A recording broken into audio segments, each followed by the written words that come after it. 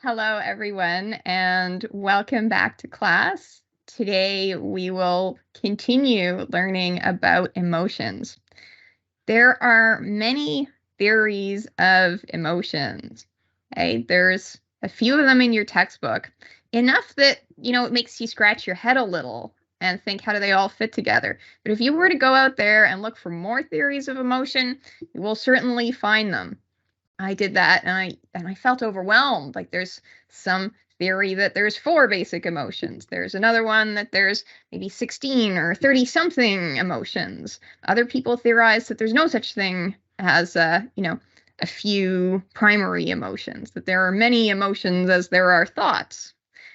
And when confronting a situation like this, it's good to remember that psychology is a young discipline. Okay, think of where chemistry was at, 150 years after it was founded. And a place to start when trying to understand the world is to make theories. And theories are very speculative. They come from a generative, creative way of thinking. And people can write theories and publish theories. We can go along with a theory, we can reference theories, and that doesn't mean that they're true, right? Sigmund Freud had a lot of theories that we don't take too seriously anymore. The theory still has to be empirically validated, but there's a lot of work involved in validating a theory, and that relies on having the scientists and the funding to do it. And sometimes there just isn't much evidence for a particular theory. Maybe there's a few studies that support it, mostly by the person that came up with the theory and their graduate students. And then, there might be some other theory that seems to disconfirm it. And you're left wondering what to do with it, what the take-home point is. Theories. So the theories of emotion we'll encounter will partially explain some phenomena, but not completely, and there could be disconfirming evidence. And there's inconsistency and disagreement between the theories.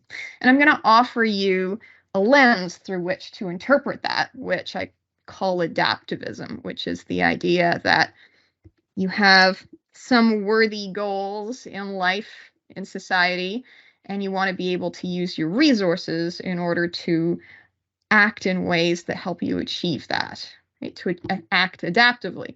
And your emotions and motivations are like a fuel. Okay, you have an emotion, it represents an instinct, a drive. And then what you go do about that is a different matter. Discrete emotions theories hold that we have a small number of distinct primary emotions, like fear or anger. And we see these cross-culturally. They're easy to recognize, relatively easy to recognize in other people. We can even see them in other mammals. Right? You know when your cat is scared or angry. And these emotions have biological roots. They're like a primal motor program that tells you instinctively how to react, say, to a threat.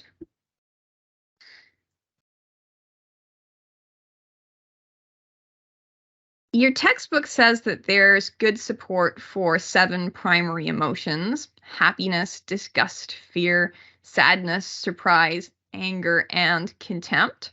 I think that by happiness they mean joy. Like joy is a basic emotion. Happiness is a more philosophical idea. And I believe that by contempt they mean disgust. Sorry. They have scratched that. They have disgust on that list as a primary emotion. They're also including contempt as a primary emotion, but last class I told you about Solomon's cognitivist theory of emotions, which sees contempt as a blend of anger and disgust. Okay, so others might disagree with this. I assume that there's some standards that scientists have to meet in order to claim that there is empirical support for a primary emotion. Maybe there's a certain facial expression that's associated with it, and we can recognize these facial expressions cross-culturally. Okay, maybe they're associated with certain physiological responses. So anger might make your heart rate increase. But many different emotions have similar physiology. Anger and fear will both raise your heart rate. I find it really surprising that love isn't considered a primary emotion. I mean, the parenting instinct is primal. Like, are there not? But maybe there aren't. Maybe the facial expressions that are associated with love aren't as easy to recognize. It surprises me that lust isn't on that list. I mean, you've seen someone with bedroom eyes before, right? You know what they were after.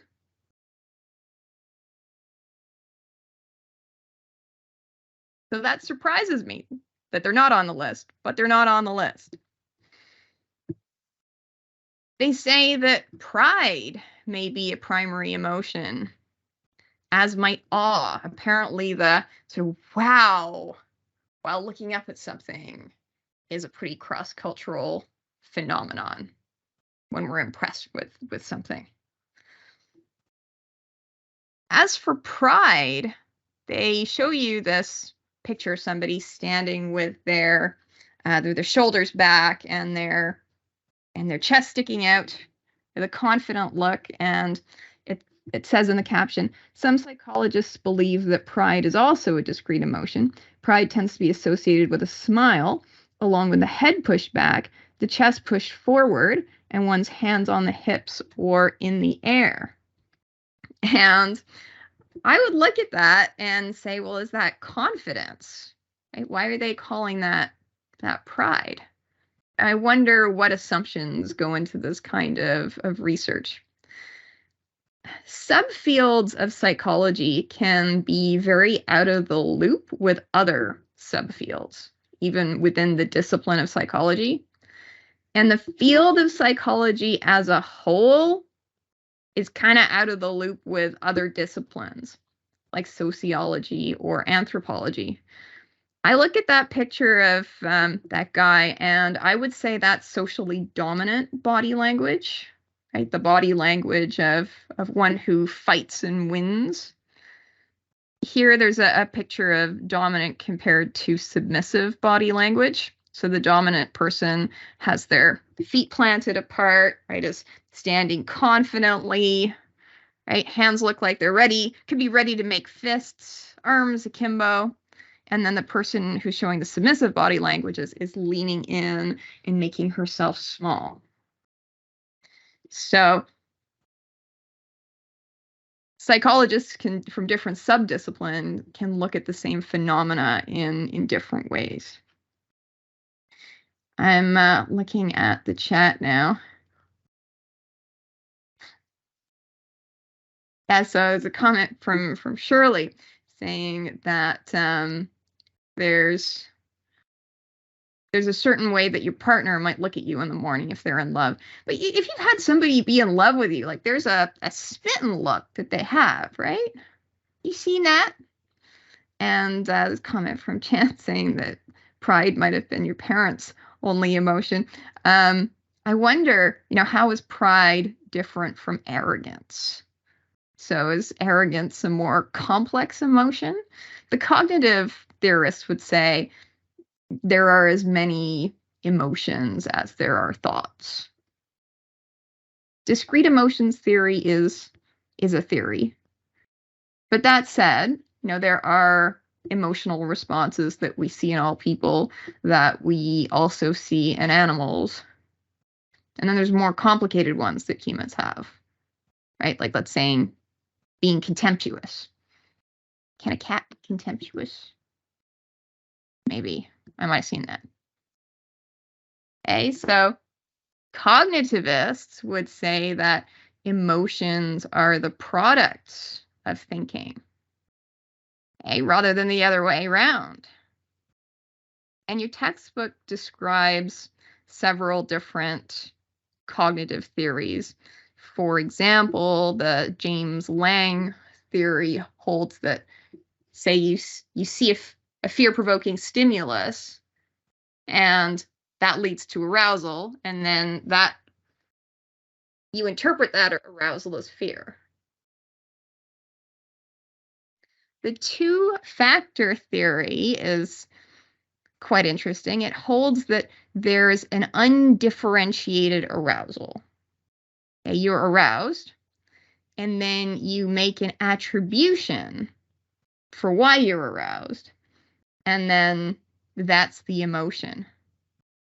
That makes me wonder, what about sadness? Isn't depression kind of the opposite of arousal? Schachter and Singer did a study where they injected participants with adrenaline. That'll make you feel aroused. But they didn't tell the participants that's what it was. And they had them do some task. And they put some of the subjects around a happy confederate, like a research assistant who's pretending to be another subject. And then they put other subjects in with an angry confederate. The people who were around the happy confederate interpreted their arousal as happiness, and the people around the angry confederate got angry too. So this shows that we do take cues from other people in interpreting our emotions.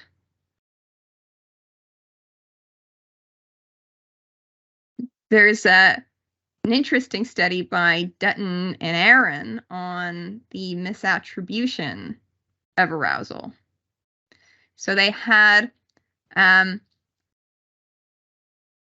attractive confederate woman, so like a research assistant, wait at the end of a bridge. And as men came off the bridge, she asked them for their number to see if they wanted to participate in a research study. And the dependent measure is how many numbers is she going to get.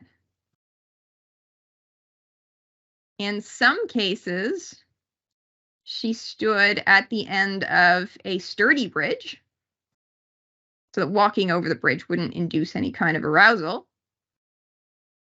And in the other condition, she stood at the end of a swaying suspension bridge. Crossing that kind of bridge would make you feel aroused. And when the confederate, the attractive confederate woman who was at the end of the suspension bridge, got more numbers, suggesting that the men found her more attractive. Assuming that interpretation is true, what would be a good kind of date to take your crush on?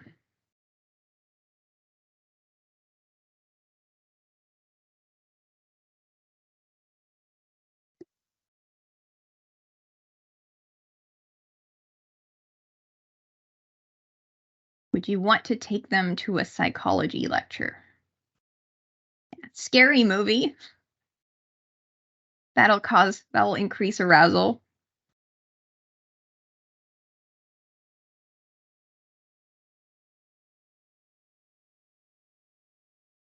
You could go on a hike together.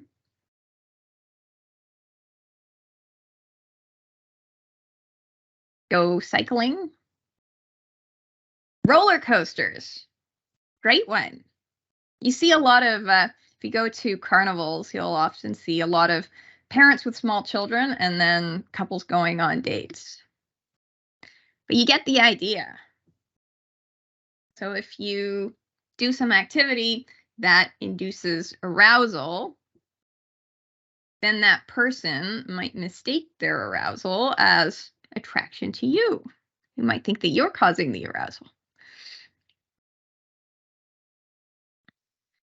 We have a two-track mind. We have a conscious mind and its processes, and then a more primal unconscious.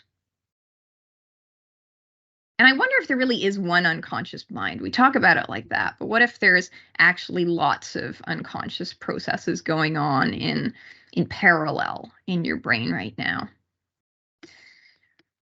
Ledoux and Zions argued that some simple emotional responses occur instantly. Okay, like not only outside our conscious awareness, but before any cognitive processing occurs, like a reflex without conscious thought. These pictures here are of unfortunate cats who had electrodes implanted in their amygdala. The amygdala is a brain structure that's associated with emotion. And when the amygdala was stimulated in some area of it, this cat showed a rage display. And it's interesting that it's showing that display inappropriately, because that's not the way a cat's supposed to react to a mouse.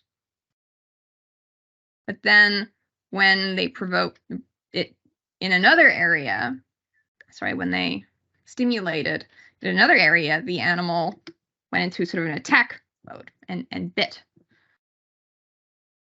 So this suggests that these are sort of automatic motor processes. Lazarus said that, well, emotions can also follow conscious appraisal and interpretation.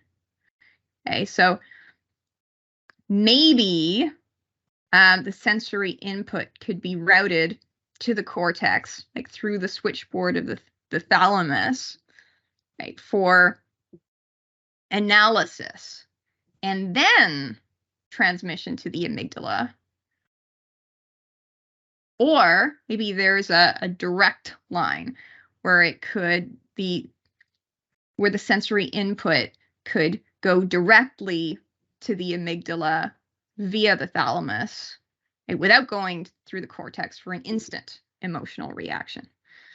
So maybe there could be a role for both bottom-up unconscious processing and top-down conscious processing in how we interpret emotion. The textbook has discussed primary and secondary emotions in the context of discrete emotions theory. You may have heard these same terms come up in a different context. In counseling psychology, okay, a primary emotion is like your original emotion. Something makes you angry. But then you might have an emotional reaction to that emotion. You might feel ashamed that you're angry. And you can imagine how secondary emotions would complexify your emotional life. Right? I wonder if you can really let go of primary emotions and if they're instincts, and maybe you shouldn't. But if you're angry, maybe it's enough to be angry without feeling ashamed that you're angry, because now you have two problems. And maybe it's not even necessary to construct your anger as a problem. Like maybe we can give ourselves permission to be angry. Maybe it's okay to be angry and it's okay to be sad. And so you can free yourself by giving yourself permission to feel your feelings. That doesn't mean you're giving yourself permission to act on them maladaptively, but at least to have them. There's some other confusing terms that get thrown around that don't come with a definition. These are like happiness. I'm gonna ask you guys, what is happiness? What does that mean?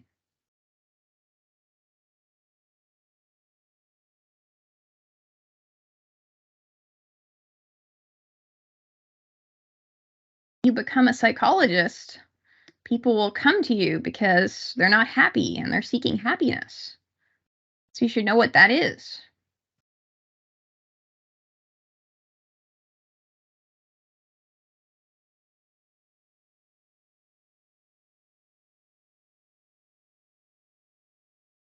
Nobody? 40 students in class and nobody knows what happiness is.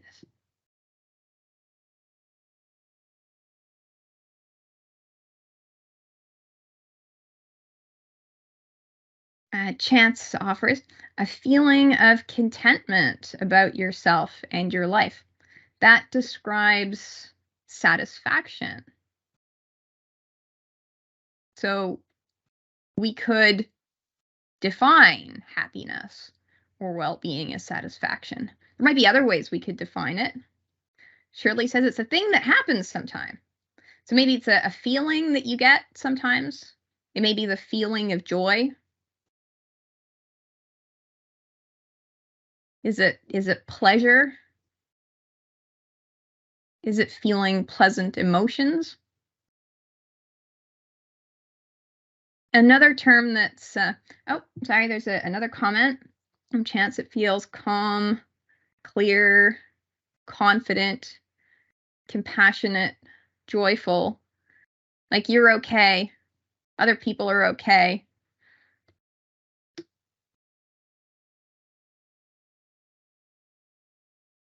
These are things that we pursue and that are really important to us. And it's interesting that we don't seem to have clear definitions. It's also positive and negative emotions. These are terms that come up. Positivity and negativity. What do those words mean?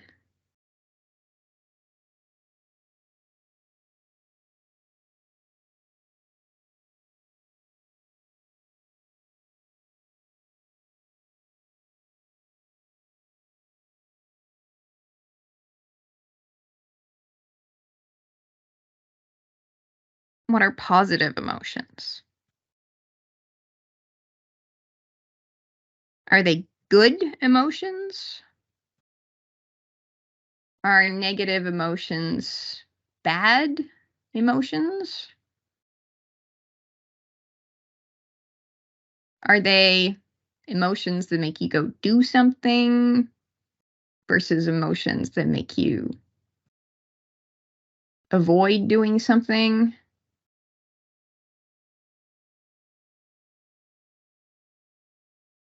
Michaela says, I know that anger can be good because it's motivating.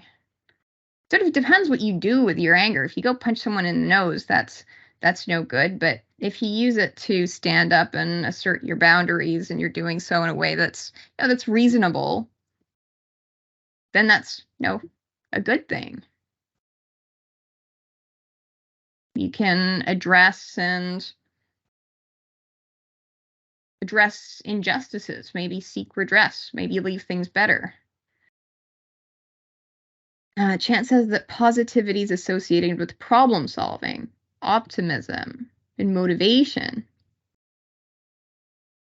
And that negative emotions might be like contemplation or reflecting. Interesting way of seeing it. I can't say that you're wrong. These are terms that are used in ways that are kind of confusing. In psychology, positive often means adding something. So the positive symptoms of schizophrenia are the ones that are present, like hearing voices and seeing things, and having hallucinations and delusions. And then, whereas the negative symptoms of schizophrenia refer to the absence of normal behavior. So maybe the person's just not responding. They're maybe catatonic. Remember negative and positive reinforcement and punishment. Right? Positive punishment is adding something that the person doesn't like. Positive reinforcement is adding something that the person likes to reward them. Negative reinforcement is taking away something they don't like, because that's rewarding. And negative punishment is taking away something they like confiscating their phone. So that's one way that we can use the terms positive and negative. Another way we use those terms is as good and bad. Positive is good and negative is bad. I saw an ad for a seminar the other day. How to stay positive in a negative environment. What does that mean? Sometimes we use those terms to mean pleasant and unpleasant. So a positive emotion is anything that feels good, and a negative emotion is anything that feels bad. So according to some perspectives, anger is a negative emotion because it makes you feel uncomfortable. It makes other people feel uncomfortable too.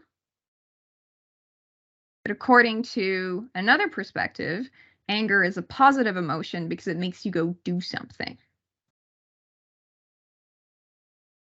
Whereas negative emotions make you avoid doing something. So those words can mean different things according to different theories and different perspectives. And hopefully an intro psych chapter will use the term in a consistent way. Your textbook chapter considers anger a negative emotion, and I think compares it to fear. But I believe, I need a citation for this, that anger is processed on the same side as the brain as other positive emotions. You could also ask, well, what happens to anger when you can't do anything about it? Say because there's a power differential and it's not safe to speak up because you'd be retaliated against. And then it turns into poisonous resentment. Maybe now that kind of anger is a negative emotion because it makes you not do something. There's a question in the chat about the seminar. Was the seminar for atoms? No, I think it was some kind of a Buddhist thing that I saw somewhere in the fall. So there is no clear operational definition of happiness. There's a paper on this, and the researchers investigated the definition of happiness and its history. How have we used the term happy? I remember it in Romeo and Juliet. Can't remember, somebody's talking to Romeo and saying, things have gone okay for you. There you are happy. Something else went reasonably well. Twice you're happy. Some other thing went well for you, so 3 times, or you're happy. What are you complaining about, Romeo? Historically, the word happiness refers to good luck, to fortunate happenstance. It is a happy accident that the meteor didn't land on your roof. It's a happy accident that you ran into your friend today. And then we like that. You feel grateful, right? When good luck comes your way. Okay, so historically it refers just to having good fortune, to being lucky. But now the way we use that word has changed. And sometimes we use it to mean joy. Sometimes we use it to mean satisfaction, right? A subjective feeling of well-being, an optimistic attitude. Can mean a lot of things. Positive emotions, as emotions that feel good, have adaptive value. There's something called the feel good, do good phenomenon. Right? When we're feeling positive emotions, we're more likely to help others, and then helping makes us feel even better. There's another theory called broaden and build theory. It says that when you're feeling happy, feeling positive emotions, whatever that means, you have a wider perspective. And so you're able to broaden your world and build on things in a way that takes the wider view. When you're feeling negative emotions, you're more likely to be focused, right? You're focused on a particular problem. And that can help you solve the problem. That can be adaptive, but it can also cause you to lose perspective. And maybe you're so focused on something that you're sad or angry about that you forget to be grateful and mindful of the other important things in your life.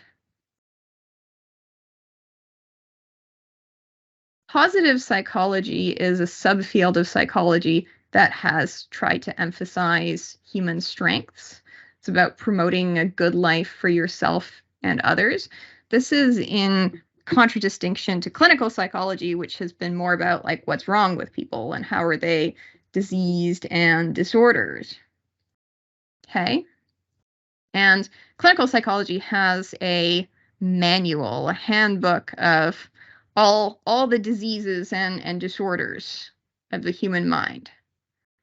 Well, positive psychology has something called the Character, Strengths, and Virtues Handbook. And it's an attempt at a list of all the virtues, all the character strengths, where virtues mean something, refer to a way of doing something that makes life kind of better for you and for others. So courage, they would say, is a virtue.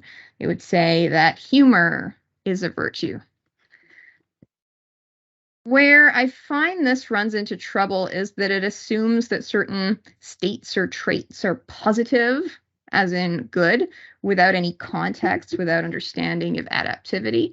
Michaela says in the chat, well, my therapist says negative emotions can tell us about needs that aren't being met.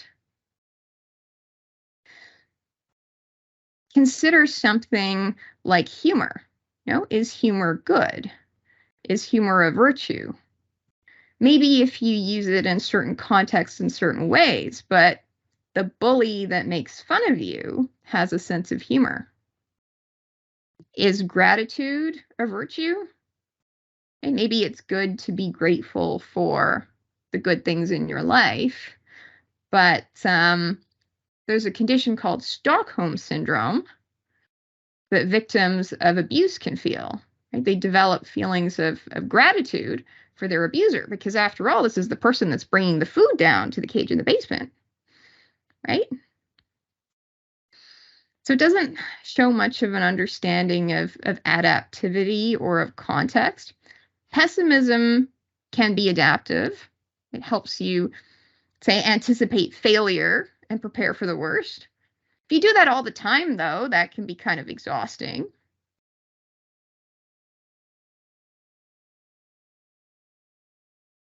There are things that people believe about happiness that maybe are myths. Might believe that the prime determinant of happiness is major life events. That, if I get this job, then I'll be happy. If I get married, then I'll be happy. If I get the promotion, then I'll be happy. If I can get divorced, then I'll be happy. When I retire, then I'll be happy. That's a game that you can play for the rest of your life. In practice, people are pretty bad at what we call effective forecasting, at guessing what will make us feel happy or sad. And one of the things we do that's problematic is that we underestimate how quickly we adapt to things. Okay? We very quickly adapt to changes and go back to our set point.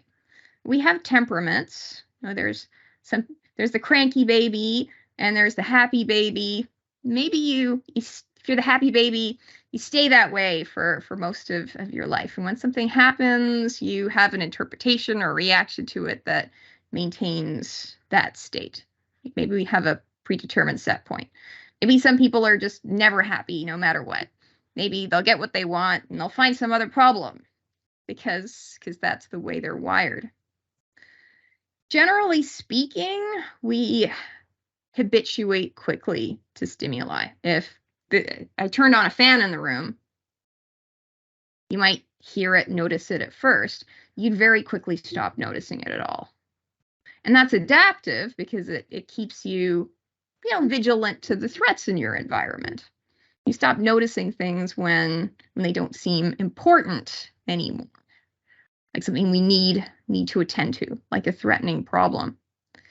And so we can easily become ungrateful. And one way to increase your happiness, whatever that is by, taking stock of yourself and your life and noticing the things that you could be grateful for. There's a comment from Calvin.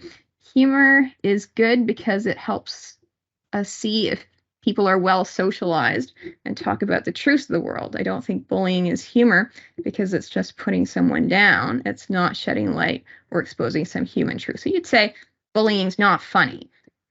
Chant says, I think maybe a lot of the early basis for how psychology conceptualized emotions reveals that they valued logic over emoting. I think you're right.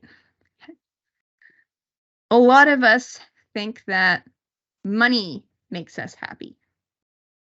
And there's some evidence for a threshold effect. If you're really poor, you can't make ends meet, you're having difficulty putting food on the table, you're worrying about making rent, well, that can be pretty distressing.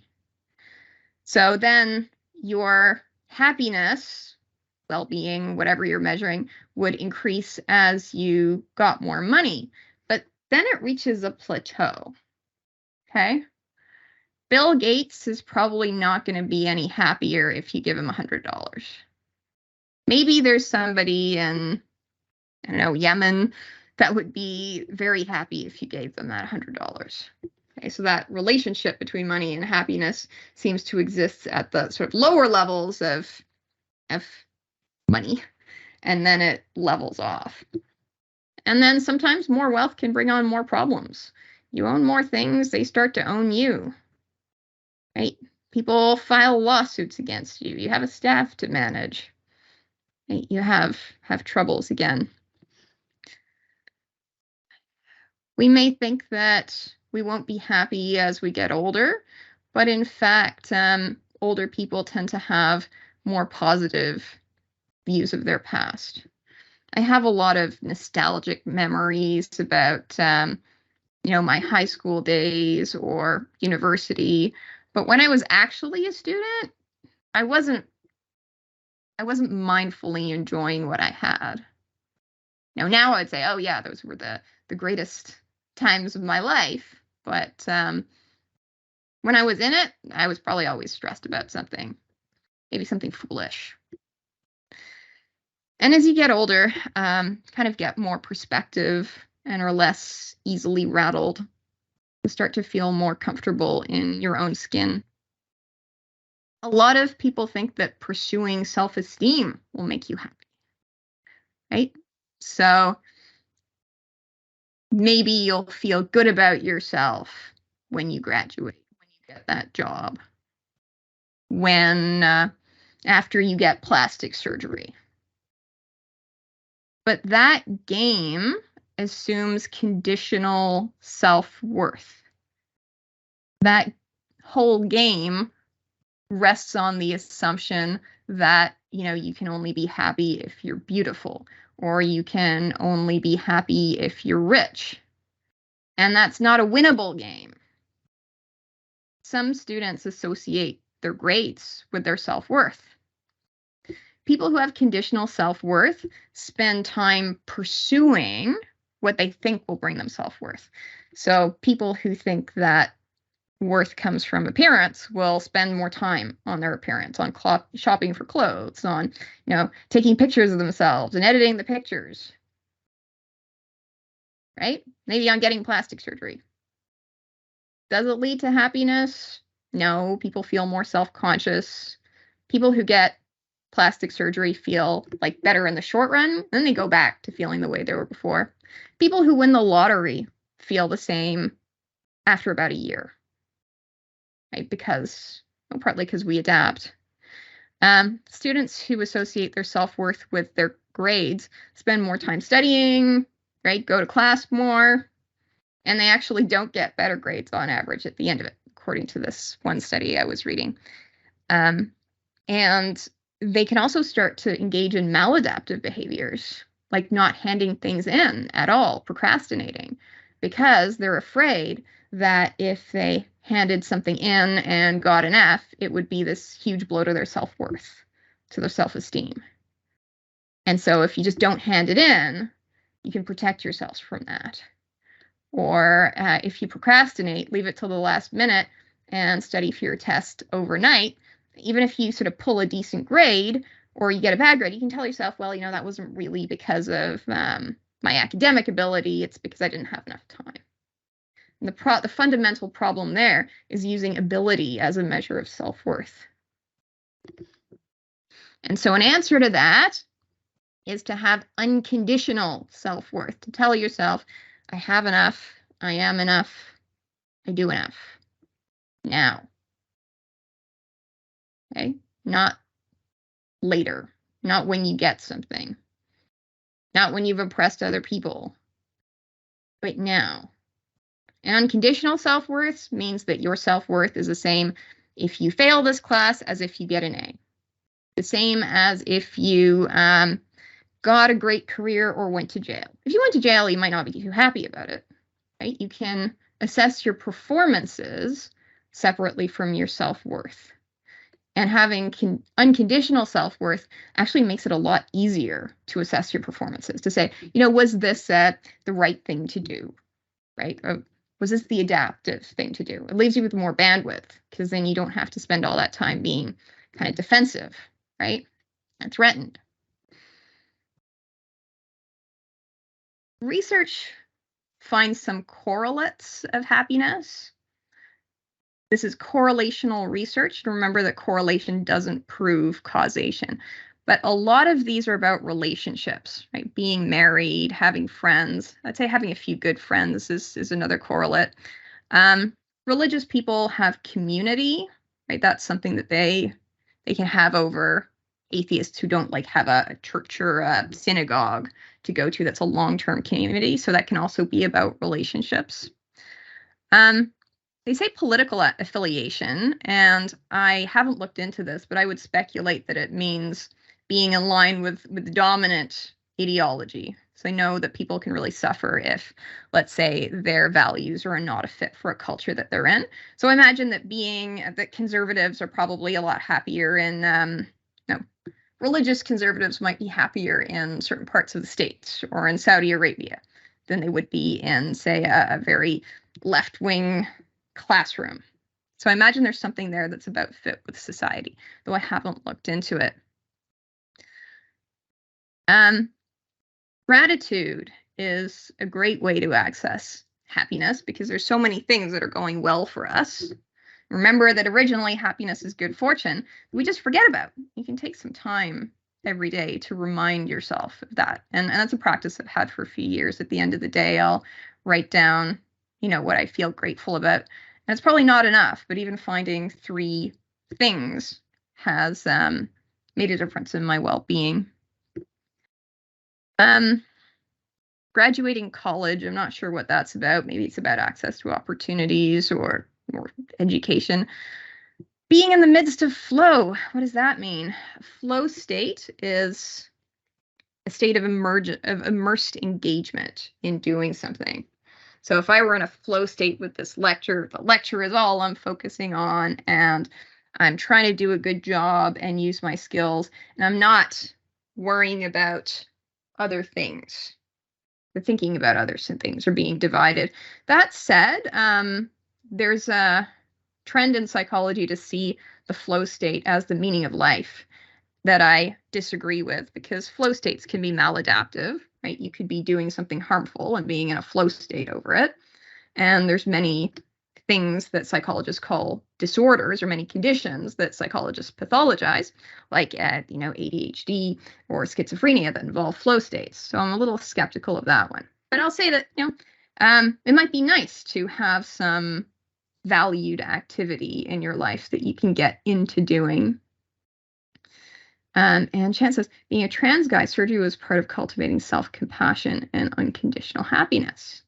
I'm glad you got that.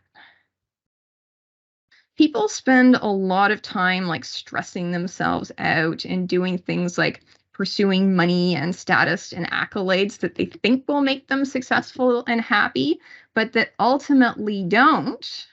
Those two folks there are the ministers of loneliness in Britain and in Japan, which are industrial societies. You have ministers for loneliness. Because if you spend your life kind of pursuing these things that you think will make you happy to the detriment of your relationships, say you're working so hard that you're not focused on your friends and your family, at the end of the day, people can end up really lonely. There are different theories of well-being. Well-being is another term that it's like a word like happiness. It can mean a lot of different things. Some people have a hedonic theory of well-being. They see well-being as the presence of positive, meaning pleasant feelings, and the absence of negative, meaning unpleasant feelings. This is actually the most common moral philosophy, but it's not held in high regard by moral philosophers. Okay? It neglects the adaptive value of suffering. Right? Your negative emotions are part of a healthy emotional life, right? Anxiety protects you from threats. Pain also protects you from damage. Right? Sadness reminds you of your values. You wouldn't be better for not having those. And then eudaimonic theories of well-being see well-being as striving for self-actualization, right? Striving to be virtuous. But they tend to be self-focused. Then there are utilitarian theories of well-being, and they would take the position that you as a member of society have a rational capacity to know and do your duty. And doing that is well-being. Wow, that's different. Okay. Ultimately, well-being is about, what is good for you. And that depends on your idea of what is good. And those are your values. And people have different values. I suppose for a masochist, well-being is pain. The World Health Organization defines mental health as a state of well-being in which an individual realizes his or her own abilities, can cope with the normal stresses of life, can work productively, and is able to make a contribution to his community. And that definition is kind of lacking in pleasure and satisfaction, right? It's utilitarian as defining well-being as socially adaptive behavior. And in this understanding, right, having mental health means that you're sure of your talents, you can apply them to benefit others, and you have the skills to navigate the challenges that you'll inevitably encounter. Right? It doesn't mean that that you're not sick or that you're not sad or angry. I think since it's 10:20, but I'm going to keep going because I'm recording, and then we can start with motivation next class. So your emotions are motivations. They're like fuel, okay? They give you energy to do things or resolve not to do foolish things.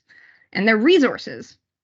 And you can use that fuel to go do something that's good for you or to inhibit yourself from doing something that you shouldn't be doing. And those are the adaptive uses of emotions.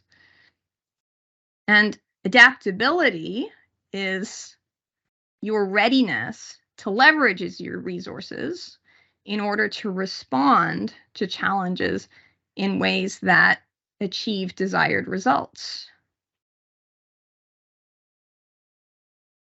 So positive emotions, according to this perspective, make you do something or keep doing it.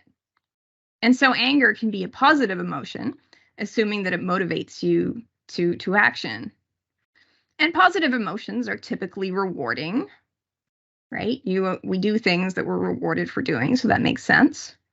But you can experience them adaptively or maladaptively. Right? Cocaine addicts chase the positive feelings of a high. That's not good.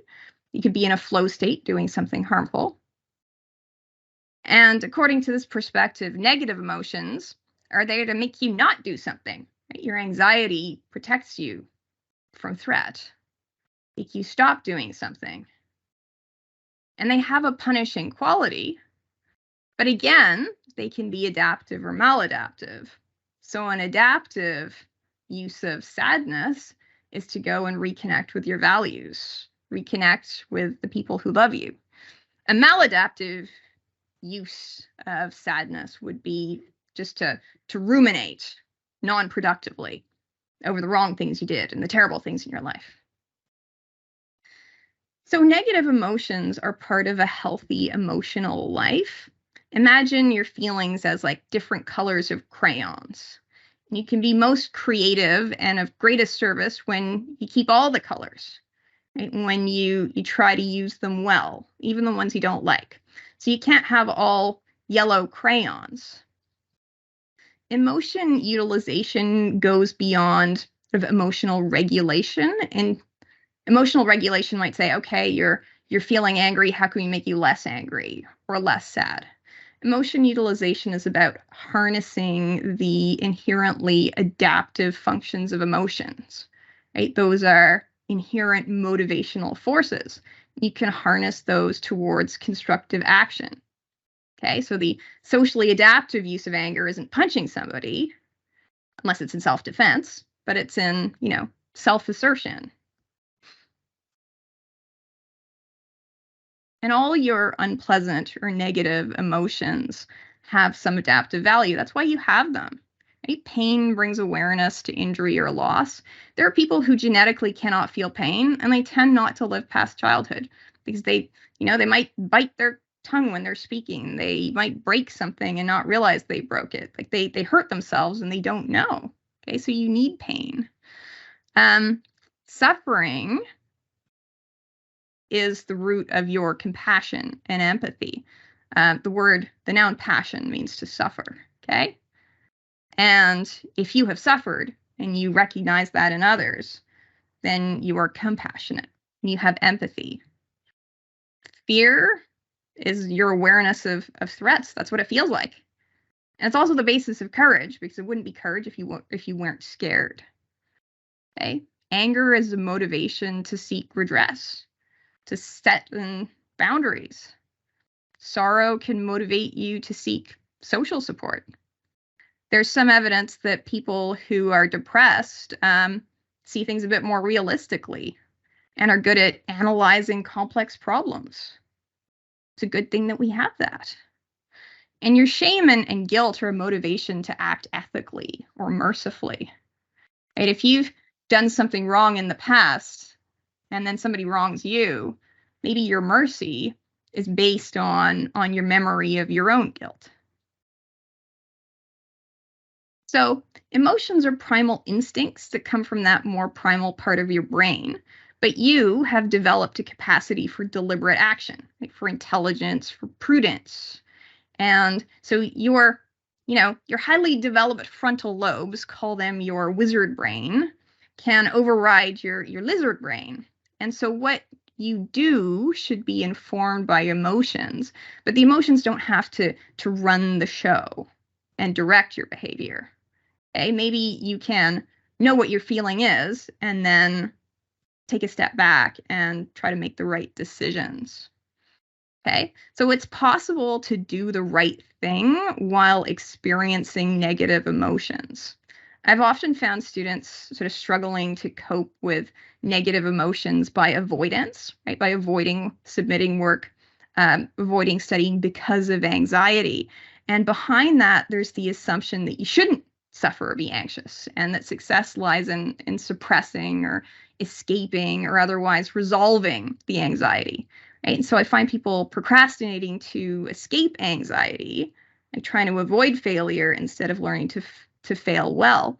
And so the concept of distress tolerance gets at the idea that living your life, acting on your values will be actively distressing, but that distress doesn't need to interfere with goal-oriented action. Right? Assuming that you have reasonable skill and conscientiousness, the ultimate predictor of success in any endeavor is just engagement. It's just doing it. So maybe the problem isn't the distress itself, but rather the maladaptive behavior that we attribute to the distress. And so maybe the problem is the irrational belief, I can't do something because I'm anxious. And it could be more efficient, it could be liberating to understand that you can do something, you can do it anxiously. Okay? Like you can show up in life with your fear and your sadness. So they're sort of part of you and they're trying to help, but they're just primal motivations and they don't know how. Okay, so it's your job to stay in the driver's seat and they come on the journey with you like passengers on the bus. Okay? They don't drive the bus, you do. And that philosophy is at the heart of something called acceptance and commitment therapy. And that brings me to the end of lecture, 7 minutes late. Thank you very much for those of you who stuck it out. And I'll send this recording to the other students. And I'm available if you have any questions.